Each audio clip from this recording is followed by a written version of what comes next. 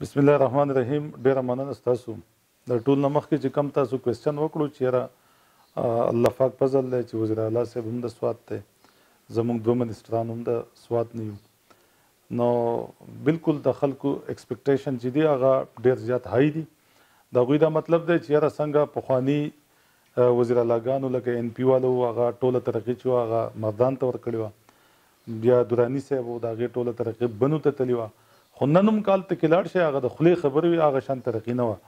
نو د خلکو ایکسپیکټیشن شته، خو د هغې جواب موږ په دې باندې ورکوو د خپلې کارکردګۍ. الحمدلله دلته ډېر میګا سکیمونه راغله.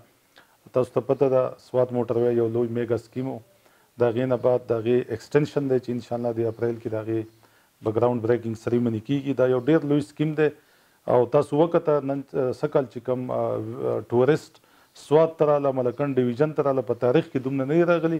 د هغې مین وجه دا سوات ایکسپریس وی و، دا یو میګا پروجیکټ و. د هغې نه علاوه تاسو ټول ته پته چې په سوات کې زمونږ سی ایم صاحب کم از کم 2-3 یونیورسټیانې، دغه شانتي فیډز هسپتال، دا څیزونه هغه آلریډي هغه منظور شوي دي، د هغې ډایرکټیو شوي دي، د هغې لپاره پی سی ونې هر څه کمپلیټ دي.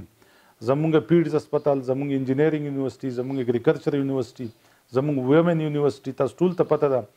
خو زمونږ سره څنګه چې تاسو ټول ته پته ده په هر یو شي کې زمونږ مسلې که فرض که مونږ لکه اوس ما پرون وکتو چې های کورټ چې کوم زمونږ انجینیرینګ یونیورسټي کابل ګراوند کې کېده د هغې کیس چې دی نو هغه خارج کو. دغه شانتي د هغې سره فیډز هسپتال و د هغې کیس خارج شو. دغه شان که تاسو وګورئ ډېر څیزونه داسې دي چې په هغې باندې کیسونه دي. دلته ما ډګري کالج کړی دی شموزو کې، نو چې کم کسان دي کم از کم 74 کسان په هغې کې هغو په نوم باندې انتقال له شاملات دي. یو کس راچوت شو، هغه ووایي چې دا انتقال غلط شوی دی په 1994 کې او دا زما سره زیاتی شوی ده، ځمکه زموږ ده، دا د دې خلکو نه ده. په هغې باندې زموږ سره 4 کاله کیس وچلېدو. نو ټول هډلز چې دي هغه د دې وجې نه دي چې کم په سوات کې د ترقۍ دشمنان دي چې هغو په خپل حکومتونو کې څه نه دي کړي، هغو دا هډلز موږ ته بار بار راولي چې کوم د سوات ترقي چې کېږي یا په ځمکه باندې کېږي یا په ګراوند باندې کېږي، په اسمان کې ترقي نه کېږي. نو که فرض که مونږ د بجلی ستن هم لګو هغې ته د ځمکې ضرورت دی، که مونږ سکول جوړو هغې ته هم د ځمکې ضرورت دی، که یونیورسټي جوړو، که روډ جوړو، که هر جوړو، هغه تاسو ته پته ده هغه لاړ شي لیډیکیشن ته. هم دغه خلک لکه اوس زمونږ په دې سوات د انجینیرینګ یونیورسټي یا د هسپتال چې کوم په کابل کې کېده هغه هم یو سابقه ایم این اے صاحب چې سیټ ته ولاړو، مطلب دا دی چې د نیشنل اسمبلی سیټ ته ولاړو، هغه کوټ ته تللی، د هغه کسان کوټ ته تلي. نو چې داسې قسم خلک وي، داسې قسم رویې، نو په هغې کې به بیا په عدالتونو باندې خبرې. نو اخو بیا عدالتونه مونږ احترام کوو چې یاره مطلب دا دی هغه څه فیصله وکړي، مونږ هغې ته باونډ یو. خو بهرحال مونږ په خپل کارکردګۍ باندې دا 2.5 کاله په سوات کې زو که وراشم چې زما یې حلقه PK 6 کې کم از کم د 2.5 ارب روډونه کمپلیټ شوي دي، څه کمپلیشن طرف ته روان دي، څه انشاءالله د نوي ټینډر یې د تیاري دي. نو 2.5 ارب روپۍ صرف زما په حلقه کې صرف په روډز کې دي. دغه شان که تاسو وګورئ په ایجوکیشن سیکټر کې کم از کم 20-25 سکولونو باندې انډر کنسټرکشن دي، کار روان دی، څه کمپلیټ شوه. نو چې د یو کاسټ 2.5-3 ارب کروڑ روپۍ د یو سکول کاسټ دی، نو چې دا وګورئ نو 2.5-3 ارب روپۍ دا روان ایجوکیشن کې روان دي. دغه شانتي د دې نه علاوه که تاسو وګورئ په واټر سپلای کم از کم اوس هم تاسو پبلک هیلث نه پوره انفارمیشن اخیستی شئ.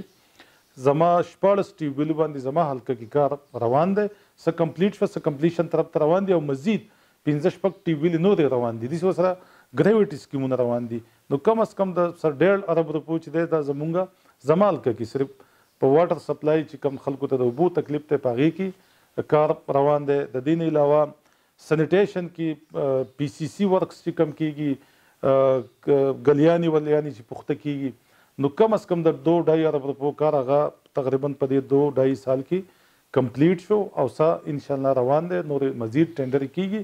نو که مونږ سوات اته حلقې دی نو که یو حلقه کې کم از کم 5 ارب روپو کار هم روان دی ډیولپمنټل. نو تاسو وګورئ، تاسو کلکولیټ کړئ، نو کم از کم زه یم چې د 30-40 ارب روپو کار صرف په هر کانسټیچوینسي کې روان دی. نو زما خیال دی چې کارونه خو ډېر روان دي، که هغه ایجوکیشن دی، که هغه هیلث دی، که هر څه دي. خو بهرحال تاسو خبره ټیک ده چې د خلکو ایکسپیکټیشن شته او زیات دي. مونږ کوشش کوو چې د هغو ایکسپیکټیشن باندې پوره وځو انشاءالله. د بریجز خو څنګه تاسو په خپله باندې وي چې کوم زمونږ د ایکسټنشن دی د سوات ایکسپریس وی په هغې کې دلته شموزو کې هم برج دی، انټرچینج دی ورسره برج دی. دغه شانتي په ډډهاره باندې هم دی، په کانجو باندې هم دی، د کابل باندې اوږدو ته به راوځي. دغه شان اخوا په کانجو باندې هم دی، بیا په مخ د باغډیرۍ پورې 4-5 ما خیال د درې پوله بریجز په هغې باندې آلرډي شته. نو زما خیال دی چې ډېره مسله خو به په هغې باندې حل شي. اوس فرض کړه شموزو نه یو سړی ځي هغه مینګورې سټي ته ځي، نو هغه به باقاعده په کانجو انټرچینج باندې چې دی نو هغه مینګورې ته کوزیږي. نو زما خیال دی چې آلموسټ دا مسله به د دغې ایکسپریس ویز د بریجز سره حل شي. ولې یو سړی اوس فرض کړه دا په دونه کم ډسټنس باندې دي، لکه دلته هم انټرچینج دی، په پاړۍ کې هم انټرچینج دی، بریکوټ باندې بیا اخوا چې دی نو په کانجو باندې هم انټرچینج دی، په کابل باندې هم دی. داسې مخکې چې ځي آنورډ بیا په هغې باندې تقریبا ټوټل زما خیال 7-8 انټرچینج دي. نو زما خیال آلموسټ دا مسله خو به د دغې حل شي. بهرحال د کانجو مین مسله و نو په هغې باندې فلای اوور کار پې شروع دی. زما خیال تاسو به هم هغه کتلی چې یاره کار مار په هغې باندې روان دی. نو دغه د بریجز مسله چې ده دا خو به د دې ایکسپریس وی سره انشاءالله حل شي.